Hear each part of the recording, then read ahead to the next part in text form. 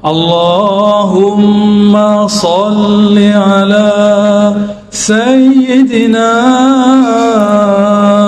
Muhammad. Assalamualaikum warahmatullahi wabarakatuh. Jumpa lagi.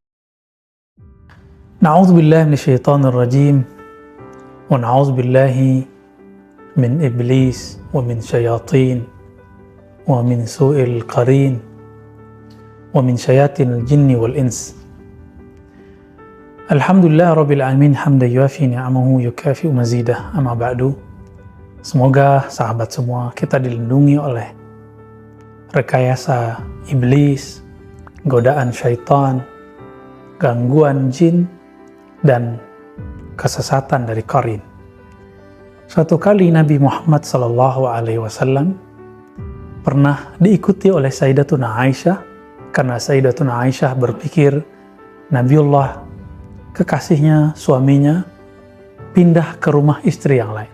Ternyata Nabi Muhammad SAW berziarah di Maqbarah Baqi', yang beliau doakan, Allahumma maghfir li ahlil Baqi', ya Allah ampunilah orang-orang yang berkubur di Baqi'. Makanya sampai hari ini orang ingin dikuburkan di Baqi' karena mendapatkan doa dari Sayyidina Nabi SAW.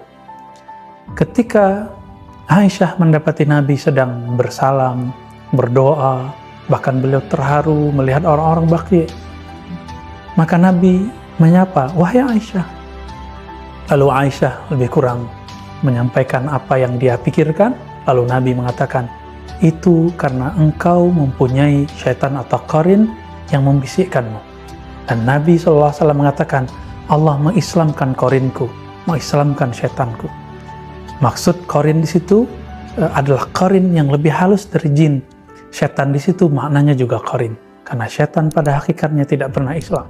Apa dalilnya?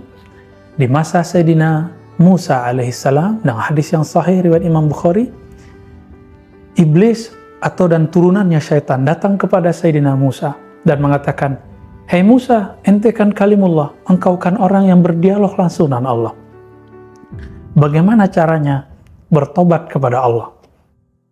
Jadi ternyata iblis pernah insaf, tapi insafnya hanya setengah jalan. Maka kita yang tidak pernah insaf kalah daripada iblis. Lalu datang kepada Sayyidina Musa. Apa kata Sayyidina Musa?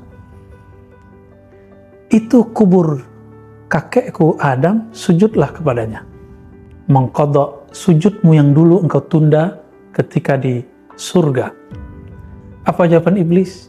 Hei Musa, di saat dia hidup pun kami tidak mau sujud, apalagi ketika dia telah mati berbau tanah. Maka bertambahlah sombongnya iblis.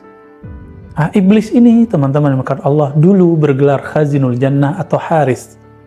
Dalam bahasa Ibrani disebut dengan Azazil.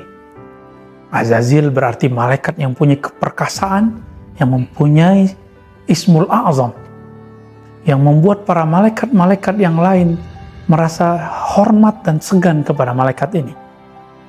Cuma karena dia merasa dirinya lebih canggih, lebih dekat kepada Allah, akhirnya dia lupa diri dan tidak terima jika ada orang lain yang Allah pilih selain dirinya. Sahabat yang dimakan Allah, maka Azazil kemudian ingkar, aba wastakbara. Dia menjadi enggan, dan karakter awalnya merasa lebih dari orang, Allah munculkan dalam Al-Quran ini, wastakbara. Dia merasa dirinya besar, merasa dirinya lebih utama. Maka hati-hati, jika ada di antara kita merasa lebih pintar dari orang, maka kita telah mewarisi keiblisan dalam diri. Ada mursyid merasa lebih tinggi dari mursyid yang lain, khalifah seorang thariqat, muqaddam seorang thariqat merasa lebih tinggi dari muqaddam yang lain, salik murid thariqat, mahasiswa, profesor, doktor merasa lebih dari orang lain. Hati-hati, maka dalam dirinya ada kegelapan-kegelapan iblis. Na'udzubillah min dzalik. Sahabat yang melakukan Allah, lalu apa bedanya dengan syaitan? Syaitan itu menjadi karakter. Salah satu karakter dari iblis adalah syaitan yang mempunyai tugas. Tugasnya adalah menyampaikan zukhrufal qaul. Begitu yang dikatakan dalam surah Al-An'am. Dalam surah Al-An'am, Allah mengatakan bahwa para nabi, setiap nabi, Allah berikan tantangan musuh dari kalangan dua jenis. Pertama setan dari kalangan manusia, yang kedua setan dari kalangan jin. Berarti setan itu tidak hanya bertubuh halus, tapi bisa juga bertubuh seperti kita. Ciri-cirinya apa? Zukhrufal qaul. Mereka menyampaikan kepada teman-temannya, komunitasnya, grup-grupnya, zukhrufal qaul, kata-kata dusta, hasutan. Inilah kemudian menzahir di masa Rasulullah menjadi masjid dirar, orang yang ingin memudaratkan Nabi dan para sahabat, orang-orang yang memainkan konspirasi, orang-orang yang ingin menipu daya umat. Orang-orang ini di dalam dirinya hanya ada kegelapan syaitan. Mereka adalah syaitannya manusia. Nauzubillah min dzalik. Meskipun di dalam ayat ini sangat umum sekali, ternyata ada ayat yang sudah kita hafal dari dulu. Itu lebih jelas menyebutkan tentang syaitan manusia. Wa idza laqul ladzina amanu qalu amanna. Surah Al-Baqarah ayat 14. Jika mereka bertemu orang beriman, mereka mengatakan kami beriman. Ini ciri-ciri syaitan manusia. Wa idza khalau ila syayatinihim. Jika mereka menyendiri, tidak ada lagi orang beriman tadi, berkomunitas dengan syaitan-syaitan mereka. Syaitan di situ adalah teman-teman mereka yang bertubuh fisik manusia tapi berfikir seperti iblis. Nauzubillah min dzalik. Sahabat yang dimuliakan Allah, maka syaitan bisa jadi kalangan jin, boleh jadi juga dari kalangan manusia. Semoga kita bukan bagian dari mereka. Lalu apa bedanya dengan qarin dan jin? Qarin adalah jin yang halus, yang dia menyertai kita setiap kita lahir. Nabi juga ada qarinnya. Inilah qarin yang diislamkan oleh Allah SWT pada Nabi. Maka qarinnya Rasulullah telah diislamkan. Sebenarnya Nabi juga mengislamkan qarin-qarin para sahabat. Begitu juga di akhir zaman, qarin-qarin itu ada tetap dan mereka masih hidup. Jadi qarin-qarin ini Allah panjangkan umurnya. Lalu sahabat yang makan Allah, jin itu sendiri apa? Jin itu bahasa Arab yang berarti makhluk halus yang tidak terlihat oleh kasat mata. Maka orang gila pun disebut majnun, satu akar kata dengan jin. Jannah, ya, satu akar kata. Sesuatu yang tidak terlihat disebut jin. Tetapi bagi orang-orang yang sensitif secara hawas, yang kemudian disebut indera keenam kah itu atau kasyaf kah itu, mereka kadang-kadang Allah kasih lihat. Bukan dia yang melihat, tapi Allah perlihatkan.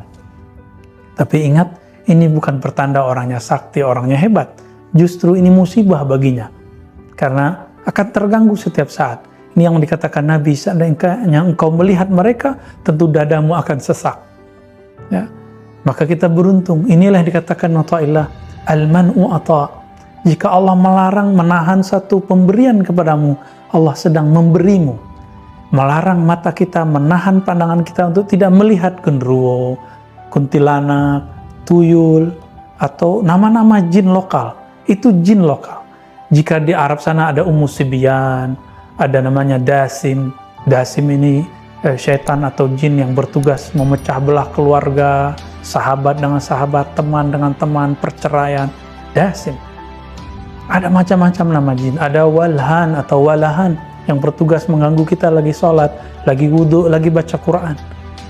Jika saya, antum semua merasakan ragu lagi sholat, ragu lagi wudhu, berarti Walahan sedang bekerja. Coba baca kalimat ini. A'udzubillah minasyaitonirrajim, bismihi walhan. Aku berlindung kepada Allah dari syaitan yang dirajam, yang bernama Walhan atau Wilhan. Insya Allah, syaitan ini akan pergi. Nah, inilah perbedaannya. Iblis adalah rajanya, asal dari semua ini. Pengikut-pengikut iblis ini dinamakan syaitan. Syaitan itu ada yang halus dari kalangan jin, ada yang berfisik seperti kita, manusia. Lalu ada qarin dan jin biasa. Qarin yang halus menyertai kita. Inilah yang kadang membisikkan yang tidak benar. Inilah yang membuat kadang ada orang mengalami penyimpangan seksual, berpikir, berkhayal yang tidak benar. Sedangkan jin yang lain, itu jin yang kadang-kadang dia punya urusan sendiri atau kadang mengganggu kita. Wassallallahu ala Nabi Muhammad. Assalamualaikum warahmatullahi wabarakatuh. Terima kasih. الصلاة والسلام عليك